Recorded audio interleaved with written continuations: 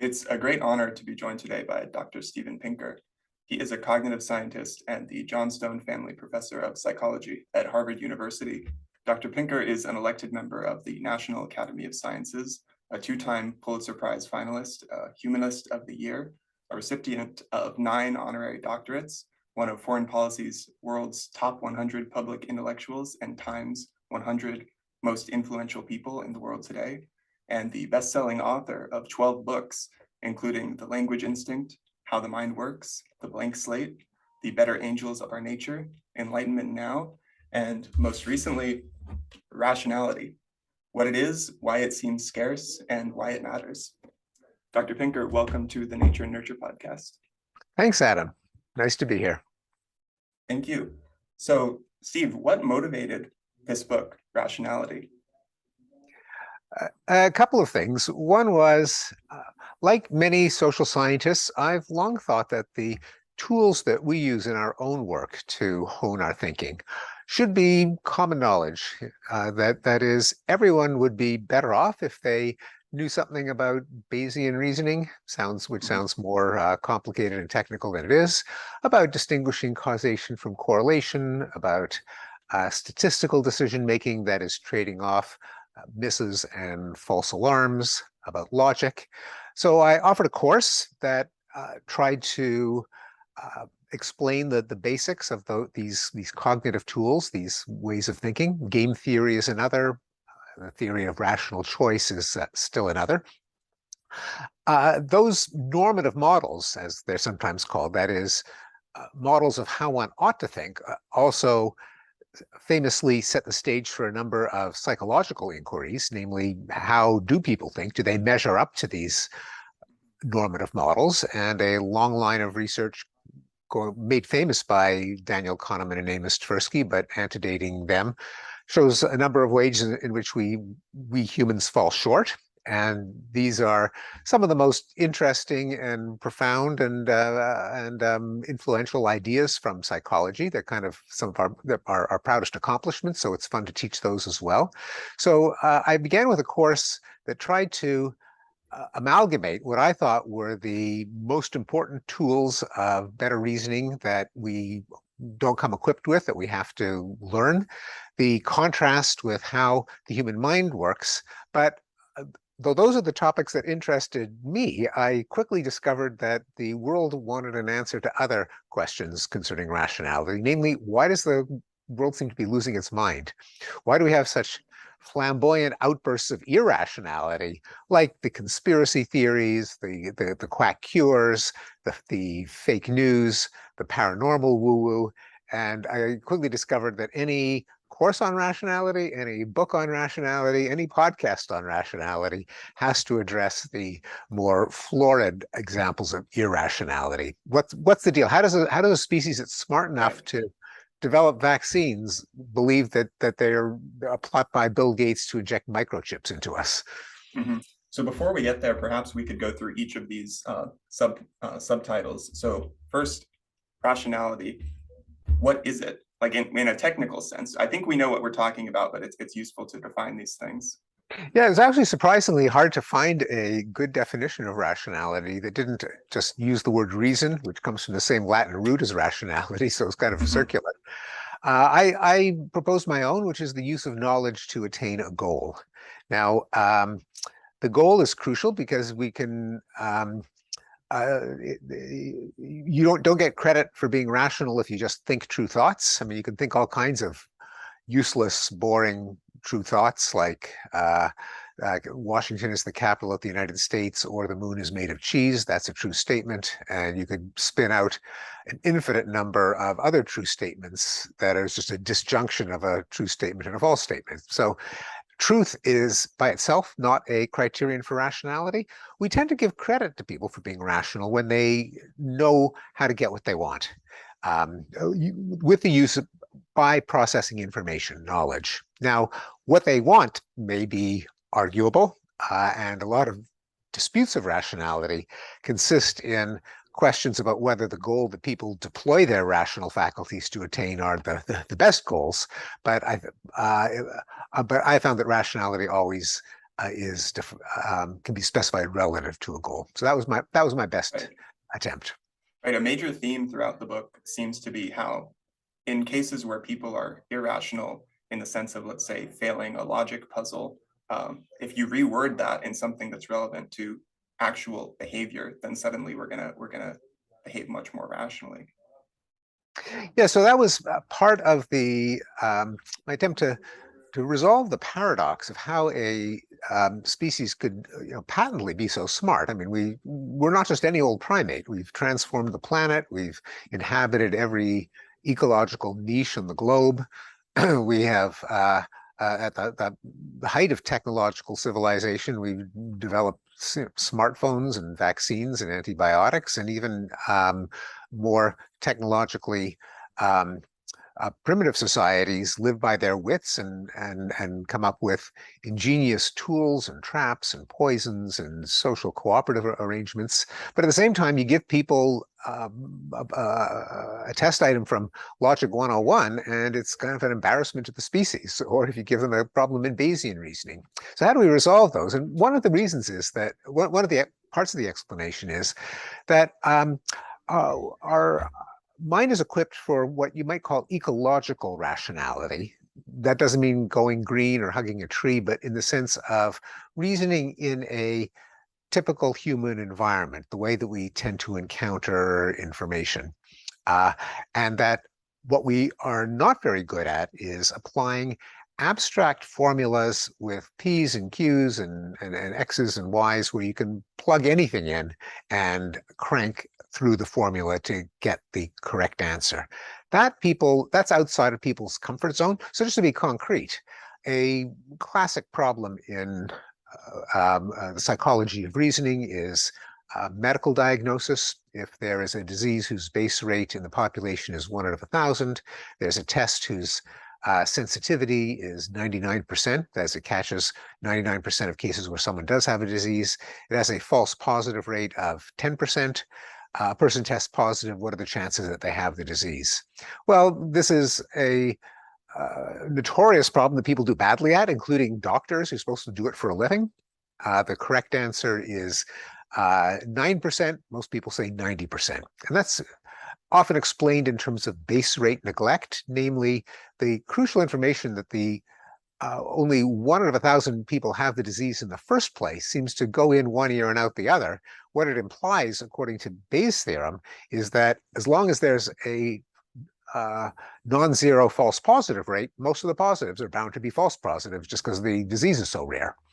So that's pretty embarrassing that, not only does your typical undergraduate flub it, but so does your typical MD. But if you recast the same information into a format that's a bit more mind-friendly, because decimal fractions are a pretty recent invention in the history of our species. They only became popular in the 19th century after Napoleon implemented them in the French Republic, part of the overall metric system. But we don't think in terms of decimal fractions, and we don't also think in terms of assigning a number to the probability of a single event. Because when you think about it, the probability that Lisa has cancer is kind of a weird concept. Either she has it or she doesn't have it. What does it mean to say the probability that she has it? Now, we think that way. We assign probabilities to single events, we meaning technically sophisticated social scientists, but it's not a natural way that the mind works. On the other hand, we do encounter events as we live our lives, and they fall into one category and another category, and even non-human animals are pretty good at tallying relative proportions. Take the same problem and you recast it in terms of numbers. Imagine 1,000 women. One of them has the disease. Of the every 1,000 that of the 999 who don't have the disease, then 99 of them will nonetheless test positive. Just change the terms from probability of a single event to numbers, frequencies, and now everyone gets the answer right. Now it's the same problem, it's isomorphic, but recast in more mind-friendly terms. And this is a general set of findings that logic problems, when they are made more real, more relevant to people's everyday lives, then people go from logic failures to perfectly reasonable logicians. That makes perfect sense, especially given that even in hunter-gatherers, you find the same thing where it's like if they're not formally mathematically trained, then perhaps they will fail a certain logic puzzle. But if you recast it in language they understand, or perhaps using in with resources that they'll actually be dealing with in their daily lives, then suddenly you solve the problem. Yeah, and in fact, I begin the book Rationality with some of the book kind of pushes back against a conclusion that many people have drawn from the literature in cognitive psychology and behavioral economics, which is that people are just boobs. They're what do you expect? We're hunter-gatherers at heart, out of time. We're inched into a modern civilization, but hunter-gatherers, they didn't have to use Bayes' theorem. They just had to avoid becoming lunch for lions. Now, although I find the research on human judgment and decision making, including all those fallacies, to be fascinating and relevant, I don't think the right conclusion is that we're just a bag of fallacies and quick, thoughtless heuristics. We wouldn't have done what we've done as a species if that were true. And so I actually went back to studies of hunter-gatherers. Now, these are surviving hunter-gatherers, but still they give at least a glimpse into the kind of lifestyle that our species experienced as our brains were being shaped by natural selection. And this is with the help of a friend, Louis Liebenberg, who has spent his life working with the trackers and hunters of the Kalahari Desert, the San. And he has written his theories that our scientific abilities as a species emerged from the cognitive demands of tracking, namely interpreting fragmentary evidence like hoof prints and bent twigs and bits of spoor left behind, fur and saliva and urine, to hypothesize what kind of animal must have left them behind. And that involves distinguishing correlation from causation. It involves Bayesian reasoning. As just a simple example, let's say there's a track in the dirt, and the dirt's not very soft, so the track is ambiguous. It could have been one species or another, but they know that one is pretty prevalent in the area, the other is pretty rare. They'll go with the prevalent species. That is taking into account base rates, Bayesian priors. They do that. They are Bayesian when their livelihood depends on it. So that seems to dispel the more cynical view that it's only the top 0.1% of intelligent humans who are like making the vaccines and the smartphones and the rocket ships. If even hunter-gatherers are using Bayesian reasoning in ecologically valid valid locations. Circumstance. Yeah, Yes, no, exactly. that is right, and that is one of the messages. Now, I do in the book, later in the book, raise the question of the relationship between intelligence in the IQ sense and rationality in the sense of being a good Bayesian, avoiding logical fallacies, distinguishing correlation from causation, avoiding traps like the sunk cost fallacy, namely pursuing an activity because of what you've invested in it so far, as opposed to what the expected returns are going forward, and all the other ones that are kind of a staple of the judgment and decision-making literature. And the answer is they are correlated. On average, smarter people are more rational, but not always. Smart people can come to irrational conclusions, and duller people can come to rational ones. In general, they're correlated. One way in which, by the way, they're not so correlated is in what the psychologist Keith Stanovich calls has written a book on called the myside bias. That is motivated reasoning where you decide what you want to be true, and you kind of jigger your thought processes to lead you there. And what you want to be true might be what puts you in a good light, might also be what puts your tribe, your coalition, your religion, your political party in the best possible light. That's why it's called the myside bias. And what Stanovich has found is that this is one bias that is not correlated with intelligence. Smart people can deploy their brain power to come up with ingenious arguments for what they always believed was true in the first place. Right. So to frame this in terms of nature and nurture, on the nature side, There are both optimistic and pessimistic views for how rationality may have evolved. So on the optimistic side, you have a nice line in the book that says something like, if someone deludes themselves into thinking they can nourish themselves from dirt, they're going to be soon outcompeted by people who are properly nourishing themselves. So we have some natural selection for rationality in that sense. But then on the other hand, it seems like if you can outdeceive others by spinning a story to say what you want to be true, even if it's not actually true, then there's also going to be a selection pressure in that direction towards irrationality. Yes, and I think it's an insightful and necessary analysis to be aware of the ways in which rationality would, and in some cases might not be selected for. The most obvious one is that reality is a really powerful selection pressure.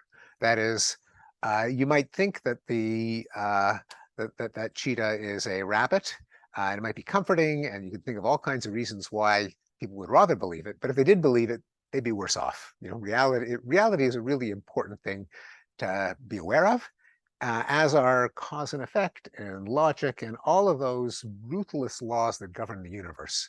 You know, there used to be there's a kind of a nerdy joke that in the following a campaign to get people to obey the speed limit, it said 70 miles per hour, it's not just a good idea, it's the law. And then someone had a bumper sticker that said 186,272 miles per second. It's not just a good idea, it's the law. Well, it's, you know, not just a good reality, cause and effect, logic, statistics is not just a good idea, it's the law. It's the way the universe works. But Adam, you did identify some ways in which we might expect people not to be perfect logical and statistical reasoners. An obvious one is just the computational demands. I think they tend to be overestimated. The idea that we always have to think in a split second because there might be a predator lurking in the bush, I think is a kind of a stereotype. Hunter-gatherers spend a lot of time in cogitation. But nonetheless, it is true that the demands of computation can grow exponentially, that knowledge about the world is uncertain in the best of circumstances, let alone before we had science and math and record keeping.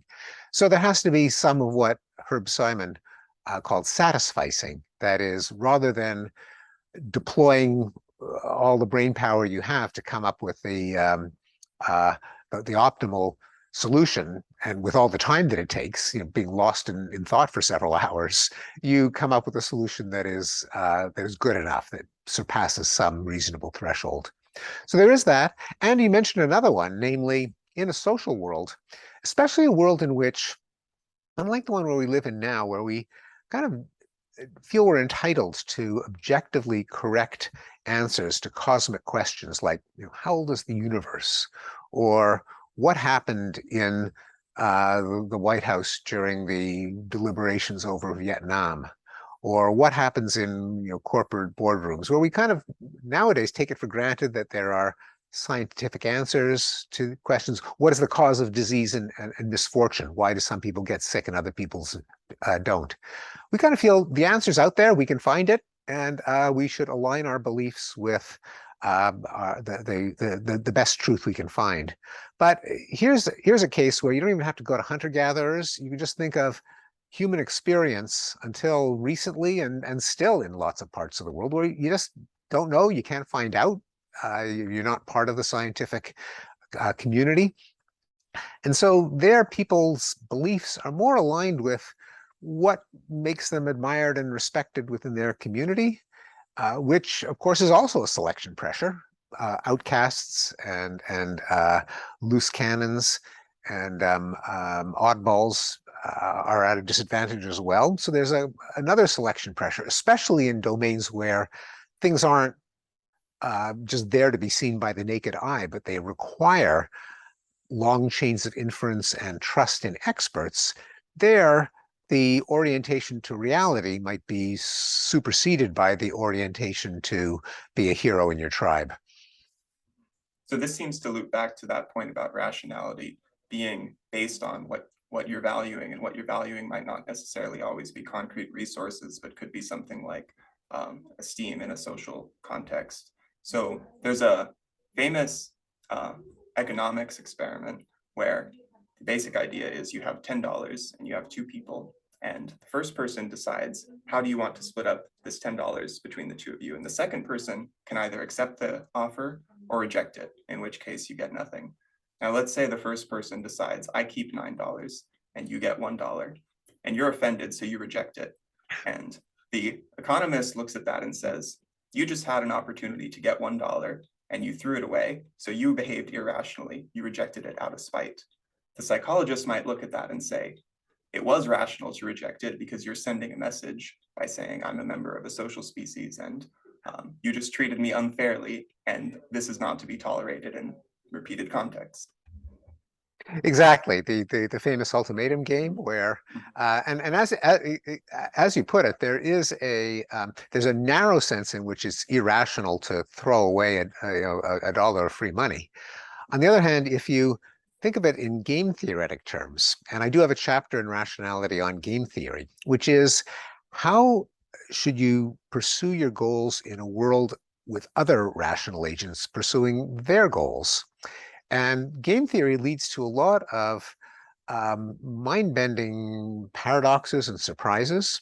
And one of them is that being a stubborn hothead can often, in the long run, be rational. So as you put it, the guy in the ultimatum game experiment who thinks, that asshole, he could have split it 50-50. What right does he have to keep $9 and give me a miserable, measly $1? I refuse to be treated like that. I'll show him if that's the way he wants to think, then neither of us is going to get anything. Well, in a sense, that's irrational. On the other hand, if that's the kind of reputation you cultivate, the next time around, the guy not wanting to lose his share will say, well, I better give a 50-50 split because otherwise this guy is going to get sore and we won't get anything. So the irrational response of the respondent can, in a dyadic situation, if it's repeated over the long term, and we have considerations like reputation and memory for past encounters, can be rational. And I actually did a study. It's my name is on it, but the credit for the idea goes to a postdoc of mine, Ian Reed, together with a couple of other postdocs, Omar Hake and Peter DeSholi, where we did a version of the ultimatum game, but we had the respondent announced beforehand that I refused to accept less than, I forget what it was, 20%. But we either had her, we paid a Harvard undergraduate to deliver this message, either with a neutral facial expression or with a kind of determined angry expression. And sure enough, people gave fairer offers when the pre-commitment was accompanied by a stern facial expression, supporting the idea that facial expressions themselves are rational strategies in conveying commitments in situations of bargaining. That's surprising to me. I would have thought that you might have respected the offer just stated as neutrally as possible, and then if people were being aggressive about it, you might say, well, they're not that nice. I want to spite them. Just to clarify, it was the respondent who made the announcement with the stern facial expression. So not the proposer, but the acceptor. And it was the question was, what did the proposer do in anticipation? Did you also vary the amount that they said would be the minimum they'd accept to see if there was some type of interaction there? Now I don't remember. I don't think we did, although you're right that would have been a relevant thing to manipulate. Mm-hmm. So this next big point, why it seems scarce.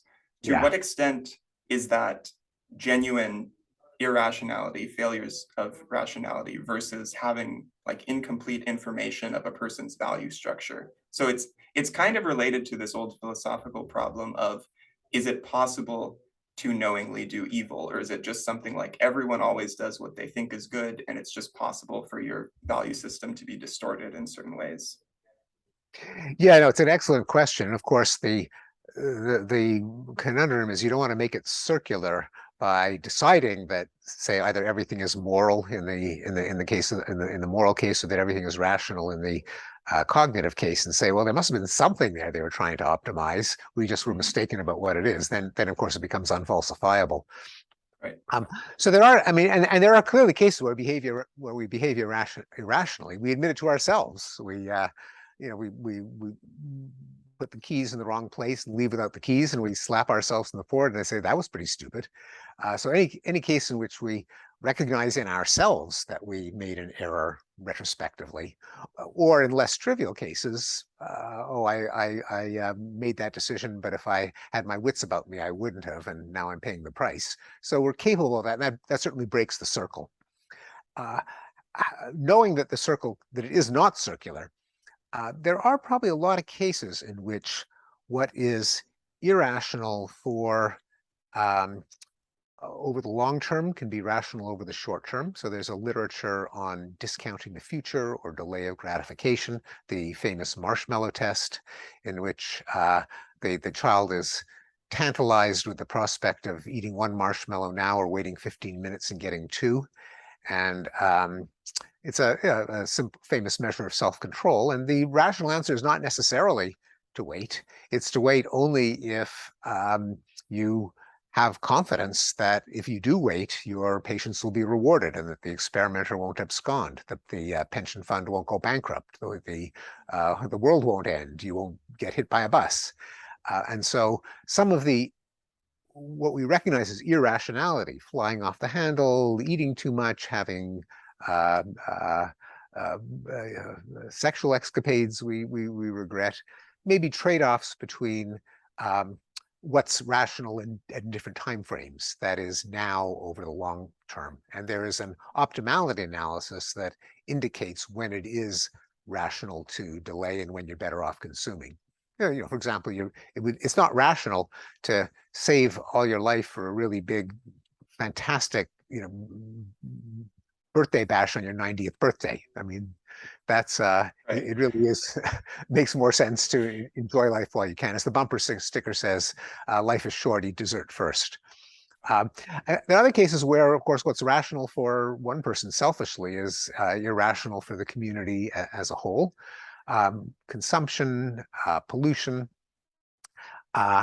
where, again, we're in a game theoretic realm where rationality has to be defined relative to the community of agents. And then there are cases of mismatches, as we discussed previously, where what does work on average in a lower information, lower knowledge, lower tech environment, which is most of our history and indeed most environments today, may be less rational when we can avail ourselves of the best data, the best history, the best science, the best technology.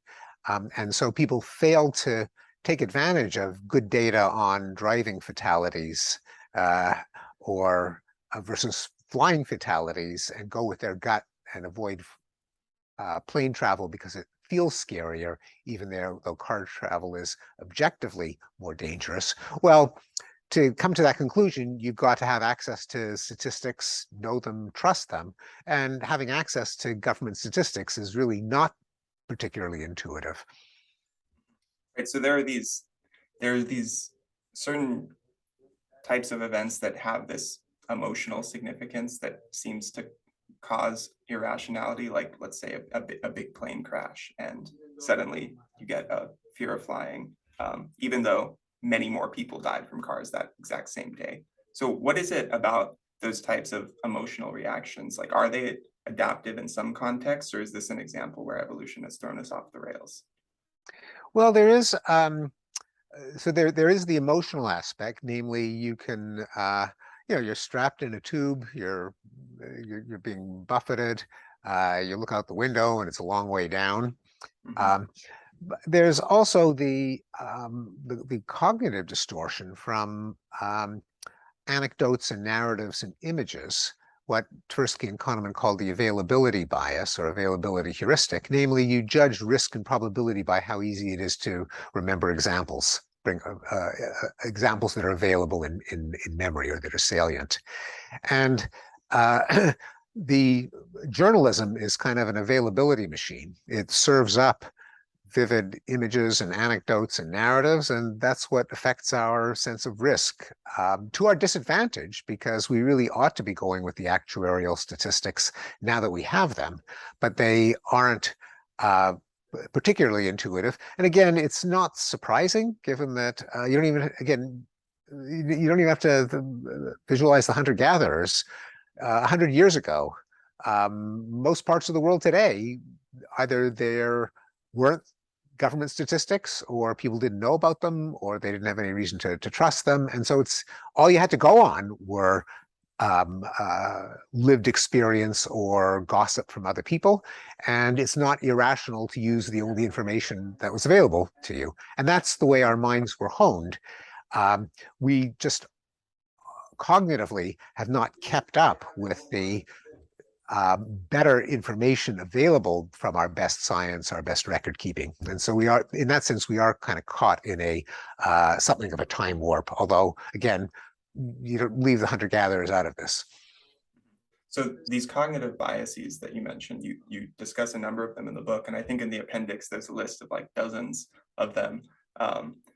Are they rational in the sense of reducing cognitive load and getting you to the right answer most of the time?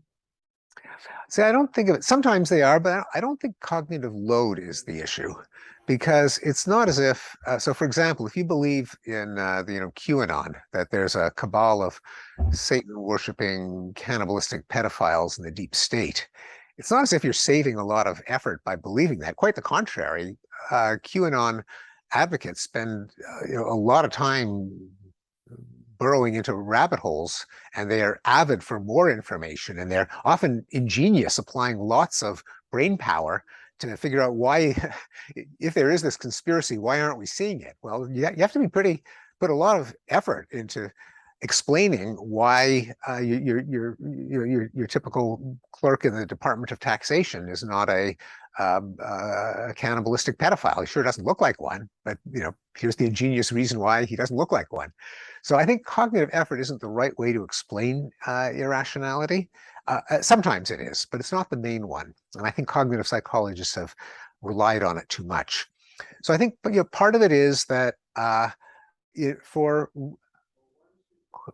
ideas, events that are beyond individual concrete experience and the world of gossip, we just don't think in terms of objective truth and falsity. This is what I call the mythology mindset, as opposed to the reality mindset. People are pretty rational when it comes to the concrete particulars of their day-to-day life. They kind of have to. Is there enough gas in the car to take me where I want to go? Is there enough food in the fridge? Do I have enough money to pay the rent? There are people, by and large, don't have wacky beliefs. They can't afford to, and it's easy to stay in touch with reality. But often in the realm of the vaccines, the QAnon, the protocols of the Elders of Zion, where historically you just couldn't know what goes on in the corridors of power, or at the microscopic scale of disease causation, or the cosmic scale of the origin of the universe. And so you could kind of believe whatever you want. And if you believe whatever you want, you go with the beliefs that are most empowering, ennobling, invigorating, that make that spread the right moral values, depending, of course, on what group you belong to. There, it's not a question of cognitive load. It's a question, going back to our original conversation of what are the ultimate goals of the reasoning. If it's to ratify the correct moral view, who are the good guys, who are the bad guys, then in seeking that goal, it's all too rational. It's not a very good goal, as opposed to objective reality. But again, objective reality until recently was kind of a luxury. And in some ways it still is, when it comes to these more cosmic, metaphysical, historical, political, scientific realms, where our species just isn't used to having the fruits of laboratory science and government record keeping. And so naturally we fall back on comforting and inspiring myths. Are these mythology beliefs memes in the Dawkins sense? Like you play a game of telephone and the story evolves over time and maybe it becomes more outlandish, but the more outlandish it is, the more likely it is to be shared. So it evolves sort of its own accord. I think it does have certainly a replication dynamics in that some ideas are more contagious than others. Where I think the meme analogy falls short, especially since in Dawkins' case, quite literally, it was adapted from genes. He introduced the term and the concept in his book, The Selfish Gene, on the process of natural selection. The whole beauty and power of the idea of natural selection is that the mutations are random. Random not in the sense that every mutation is equally likely, but in the sense of blind to their outcome. That is, your DNA does not mutate in a way that makes you better off. That would be intelligent design, and intelligent design we know is false. There's no way for a DNA base to know which way to mutate in the world that you're living in. And what leads to adaptation is the winnowing over generations of different variants and their success in the environment. Memes aren't like that in the sense that it's not just typographical errors. It's not monkeys at a typewriter.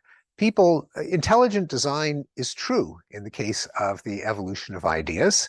We're the intelligent creatures. We, of course, are products of natural selection, which is not intelligent, but the product of an unintelligent process, in our case, actually is intelligent. And so the stories that we craft, the embellishments that we add, the modifications are not typographical errors. They are designed to make them all a bit more catchy, a bit more plausible, a bit more inspiring.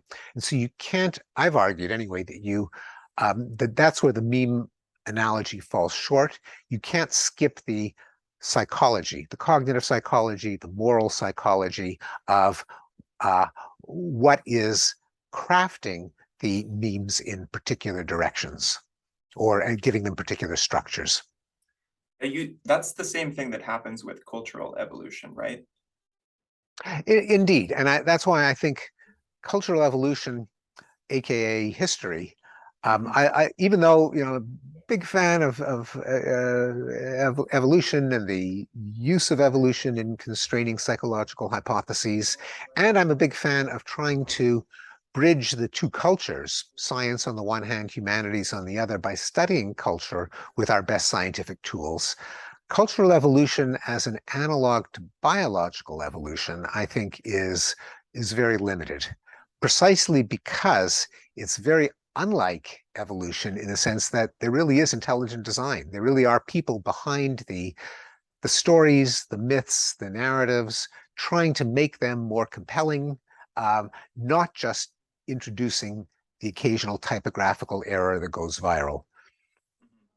Now, do you think so it sounds like if we are the intelligent designers, so to speak, in cultural evolution, it always would be towards the better. But you do have these parasitic ideas, like you might be familiar with Gadsod's use of that term.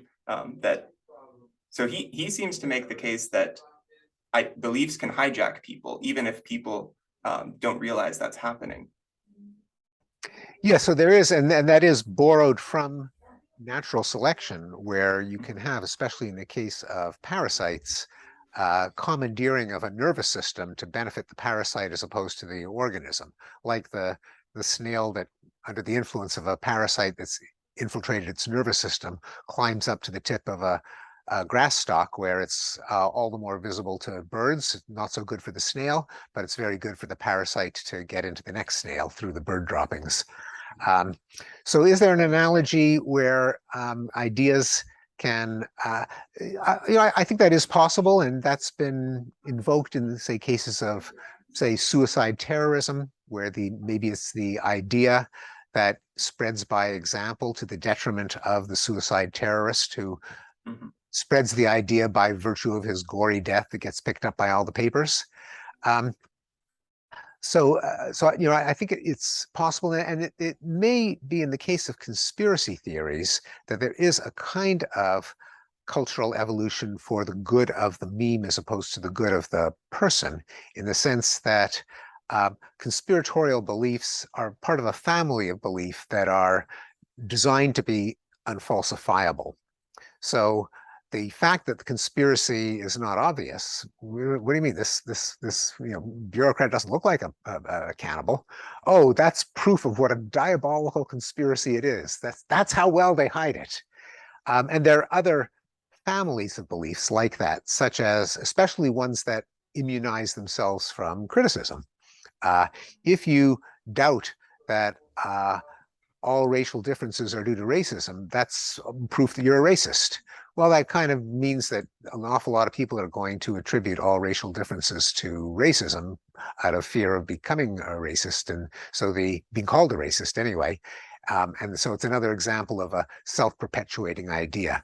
Or yet another one is, God, it sure doesn't look like the universe is designed by a benevolent God.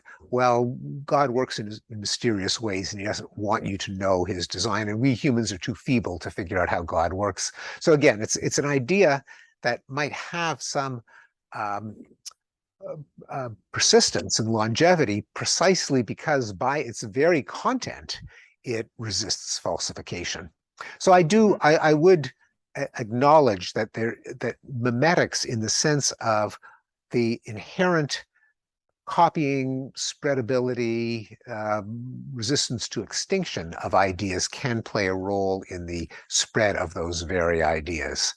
The difference is that in addition to that, there is an awful lot of brain power, including the urges to demonize enemies, to appeal to the way other people's minds work. So how did the pedophiles in QAnon become cannibalistic pedophiles? You don't get from pedophile to cannibal by flipping a letter, by a typo. You can tell there is someone thinking, what is the worst, most heinous, most vile accusation I could make? I'm going to throw that onto the pile, and that'll make it all the people on my side who hate Hillary Clinton, hate the left, hate the Democrats. They'll gobble this up like catnip if I add that detail. So you need to account for an awful lot of, as I put it, design. I mean, intelligent toward the narrow goal of attracting adherents, not so intelligent in terms of the greater societal goal of spreading true beliefs. So in that case, would it be better if we become better scientists and statisticians and logicians in our lay beliefs and learn to spot these fallacies? Or is it more like those are tools only for problems of objectivity, and it would be better to just identify mythology mindsets when we see them and then leave them alone? Like, as opposed to saying, here's why the pedophile ring couldn't have been set up in this location because someone had an alibi or whatever. Like, you probably don't want to get rid of that belief with logic. You probably just want to identify it as a conspiracy belief and move on with your life. Well, it's a good question. What is just practically the most effective way to debunk outlandish beliefs? And going back to the idea of these pernicious ideas as kind of parasites, there's an idea, the philosopher Andy Norman has publicized this, that we need a kind of vaccine or cognitive equivalent of immunology, training people, maybe even kids in school, to recognize the hallmarks of nutball conspiracy theories, and to have them even distinguish between plausible and crazy beliefs as a kind of exercise to kind of strengthen the cognitive immune system. So that is one way. Sharing the ways in which, to the extent that we feel we do have objective beliefs, what entitles us to say that? And it's things like empirical testability, free speech, freedom of inquiry, openness to criticism, fact-checking, communities of peer reviewers, all of that kind of gadgetry of truth, or of at least seeking the truth, because we never know when we have it. If people knew that to the extent that we can get true beliefs, like putting someone on the moon or inventing smartphones, it's thanks to those social arrangements. That may be a kind of mental immunity, people thinking, well, just because I read it on Twitter, that shouldn't be enough to make me believe that it's true.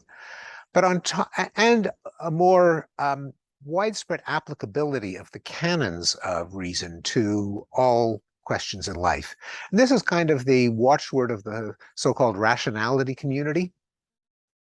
The people who try to encourage, even fetishize rationality in personal and social and political and educational contexts. More Bayesian reasoning, more statistical decision theory, more avoidance of logical and critical fallacies. But I'm in favor of all those things. But another crucial ingredient that I think has been neglected is, we do, including you and me and everyone we know, we accept a lot of scientific findings just because we trust the scientists, partly because you and I are, they're our people. And so we kind of know how they work. And we know that if they came up with some bad idea, chances are someone else would expose it and criticize them for it. But by and large, we just kind of trust that the climate scientists got the climate science right, and the immunologists got the vaccines right, because none of us can really, honestly, or most of us anyway, certainly me, don't grasp the science deeply enough that we could actually reconstruct it. We just say, well, they publish in peer-reviewed journals, they can't be too crazy. If you don't have that, if you don't say, well, they're kind of our people and we trust them, then if you just think, well, they're just another faction, they're just another interest group, they're just another priesthood, then you can blow them off and accept some Hollywood airhead or Twitter influencer as being just as plausible. And so a lot of it is getting people to vest their trust in the truly trustworthy institutions. That means doing things that we have been pretty bad at doing, like depoliticizing our scientific and journalistic institutions.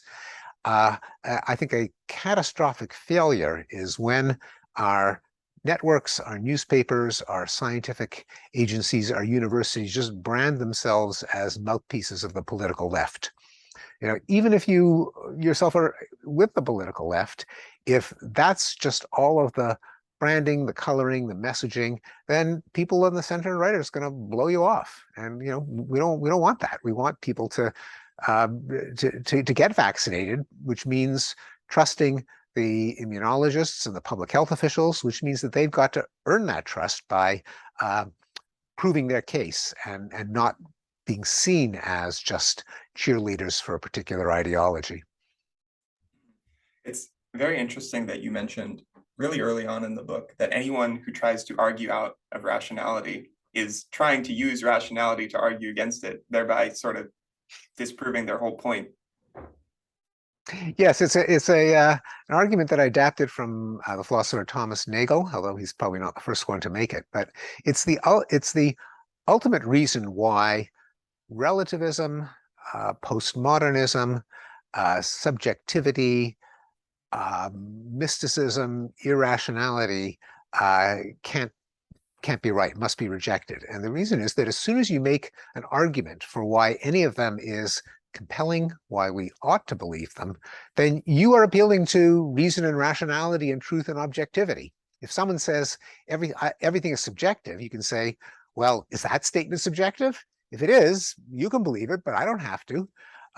Is everything a social construction? Well, what about the claim that everything is a social construction? If that's a social construction and I'm not part of that social community, then I can blow it off. If you want to convince me, then you've got to frame it in terms that we both accept, namely the canons of reason and rationality and objectivity. So it's a peculiar kind of argument. It's kind of what philosophers call a transcendental argument, that it kind of appeals to the very conditions that make the discussion possible in the first place, which are never stated and in a sense can't be stated because you couldn't even state them or interpret them unless you already subscribed to the notion that we ought to be rational. Nonetheless, it is I think inescapable.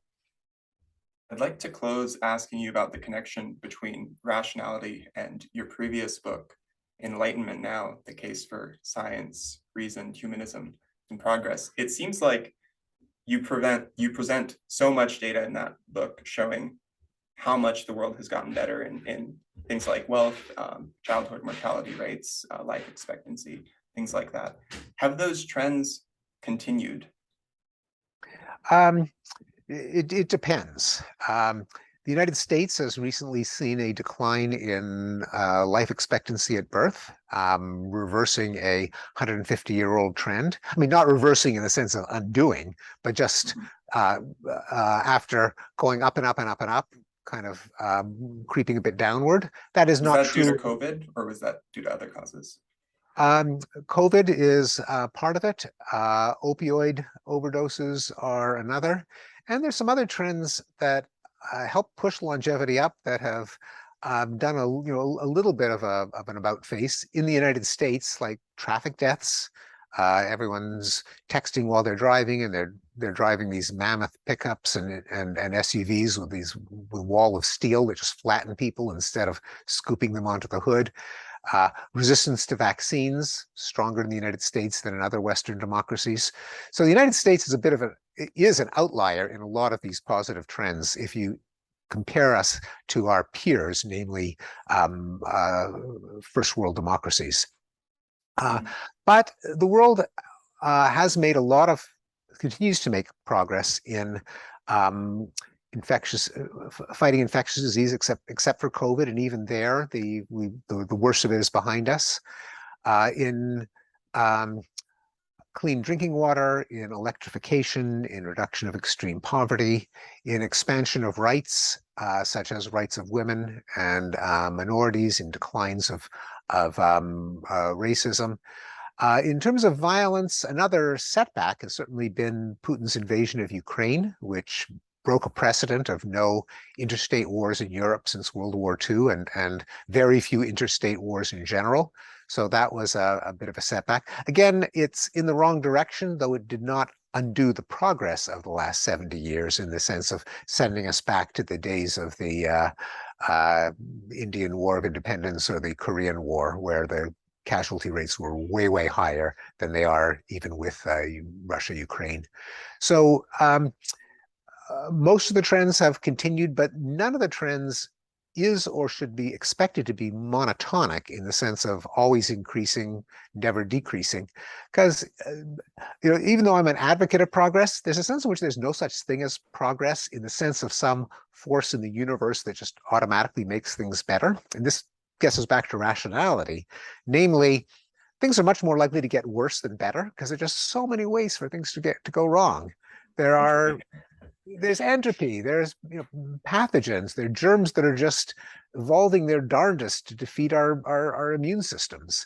There are hell is other people, as Sartre put it. There are people with the urges of conquest and vengeance and honor and glory, and so it's inevitable that our best defenses against them will be constantly challenged, and we have to come up with still better ones. And that's, sorry, to bring us full circle and maybe to even wrap up the interview, that does bring us to rationality. Namely, how did we manage to achieve the progress that we've achieved? Not because we counted on some general tide of the universe, of our arc of history. It's because of rationality. Because people, when they apply their rationality to the goal of making people better off, more peaceful, more free, longer lived, better educated, all the kind of good things. If you deploy rationality toward those goals, every once in a while, collectively, we'll get something right. And if we remember the successes and try not to repeat the mistakes, then it can kind of gradually ratchet upward with some reversals. That's what progress can consist of, and it absolutely depends on our rationality. Right. So you may not be an optimist in the sense of progress being a guarantee, may not be an optimist in the sense of rationality being a guarantee. Are you an optimist in the sense that rationality guarantees progress? Not quite, because this again goes back to the beginning of our conversation in terms of rationality being deployed toward a goal. So if people deploy their rationality to develop more and more lethal weapons, to ways of establishing the